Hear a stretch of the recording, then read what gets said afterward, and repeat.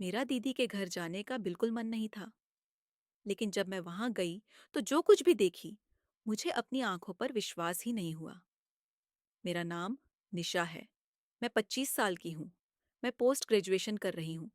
मैं बहुत गोरी और सुंदर हूँ। जो भी मुझे देखता है, देखता ही रह जाता है। मेरे घर में मेरी मम्मी, मेरा पापा और मेरी बड़ी बहन नंदिनी है। मेरी नंदिनी दीदी की शादी पिछली साल हो गई है।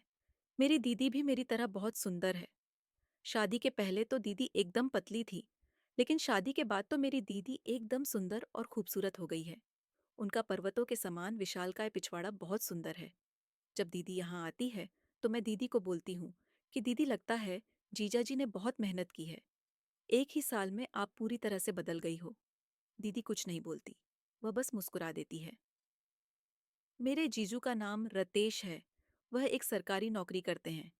दीदी के यहाँ उनके सास, ससुर और उनका एक देवर भी है, जिसका नाम शोभित है। शोभित भी पोस्ट ग्रेजुएशन कर रहा है।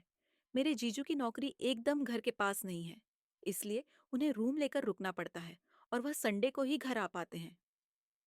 दीदी बोलती है कि अगर इनकी नौकरी यहाँ घर के आसपास होती तो कितना अच्छा होता। मैं बोली, दीदी संडे को तो जीजू आ ही जाते हैं ना। वो मुस्कुराकर बोली, तुम नहीं समझोगी अभी। फिर एक दिन मेरी मम्मी ने मेरी दीदी को फोन किया और बोला कि कुछ दिन के लिए निशा को मेरे यहाँ भेज दीजिए। मम्मी ने दीदी से कहा, मैं उससे पूछकर बताती हूँ। फिर मम्मी ने मुझसे पूछा, तो मैंने कहा, हाँ ठीक है मम्मी, मैं चली जाऊंगी।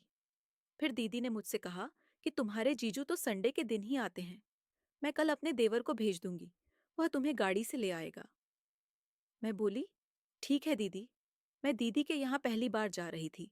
मैं इस बात को लेकर बहुत उत्साहित थी। फिर अगले दिन दीदी का देवर शोभित आ गया। मैं उसके साथ दीदी के यहाँ पहुंच गई। दीदी का घर बहुत अच्छा था। उनके सास ससुर असुर भी बहुत अच्छे थे। उनका देवर शोभित तो मेरी खूब खातिरदारी कर रहा था। मैंने देखा मेरी दीदी मेरे आने से बहुत खुश थी। मुझे वहां बहुत अच्छा लग रहा था। मैं देख रही थी कि मेरी दीदी का देवर शोभित उनसे बहुत ज्यादा ही मूंग लगा हुआ था।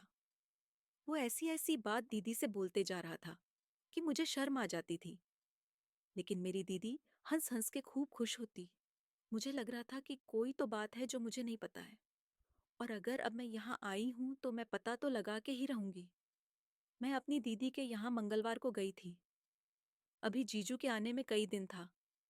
तो मैंने दीदी से कहा कि दीदी, जीजू कब आएंगे? तो दीदी एकदम अनछा के भाव से बोली कि अरे संडे को आएंगे। इधर देवर से दीदी इतना हंस हंस के ऐसी ऐसी बातें बोलती थी कि मुझे ही शर्म आ जाती थी।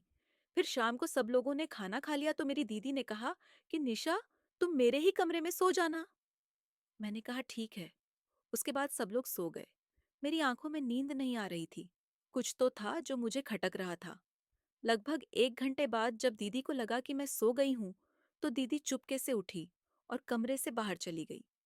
मैं उस टाइम जग ही रही थी। जब दीदी बाहर चली गई तो मैं भी धीरे से उठी और उनके पीछे गई। मैंने देखा कि देवर का कमरा पहले से ही खुला हुआ था। दीदी धीरे से अंदर चली गई। मुझे इतनी गुस्सा आई कि क्या बताऊं। मैंने सोचा 5 मिनट बाद जाकर देखूंगी कि आखिर हो क्या रहा है। जब मैं लगभग 5 मिनट बाद धीरे से उसके कमरे के पास पहुंची, तो खिड़की हल्की सी खुली हुई थी। मैंने अंदर देखा तो कार्यक्रम चल रहा था। मेरी दीदी इतनी खुश थी कि क्या बताऊं। वह कार्यक्रम में अपनी पूरी सहभागिता दे रही थी। मुझे पहले तो सब कुछ देखकर बहुत गुस्सा आई। फिर पता नहीं क्यों सब कुछ देखकर मुझे बहुत अच्छा लगने लगा। मुझे देखकर इतना अच्छा लग रहा था कि क्या बताऊं। ये सब कुछ मैं पहली बार देख भी रही थी। लगभग आधे घंटे बाद जब कार्यक्रम बंद हुआ, तो मैं आकर सोने लगी। थोड़ी देर बाद दीदी भी आ गई। उसके बाद मैं जब तक दीदी के यहाँ रही, कई बार मैंने कार्यक्रम देखा।